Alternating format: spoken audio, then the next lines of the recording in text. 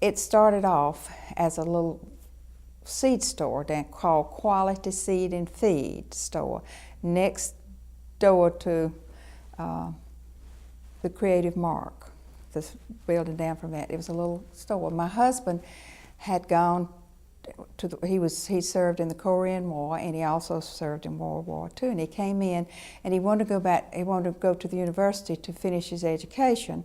He had been going to North Georgia College in Dahlonega before the war. That's the reason they took him at, I think, 17. You know, they took you because he was in military school, and he was a pilot navigator. Anyway, when he came back, he wanted to go to university, and he commuted back and forth to help his mother and daddy, and they bought out Aiken Feed and Seed Store, and he worked with his mom and daddy in the store. And he's decided on the side, right across the street from the original Quality Seed and Feed, was they put a little cleaner, a seed cleaner to clean seed. And he started going into Charleston, bringing truckloads of seed in, and would clean them over in that little seed cleaner across the way. And that's how we kind of got started in a wholesale business.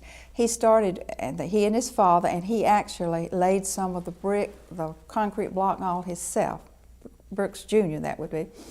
While they were owning the store, they built this little, a little two-room place, an office, and he had a person who had worked on the farm at Pennington came in to drive the truck to go bring the seed in.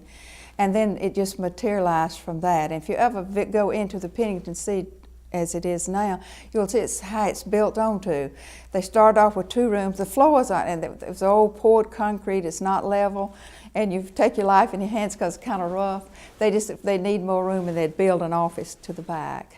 And it grew, and then he decided to, he and his father and his mother, in 1950, decided to spread out, and they built a plant in Vidalia, Georgia, and one in Columbia, South Carolina.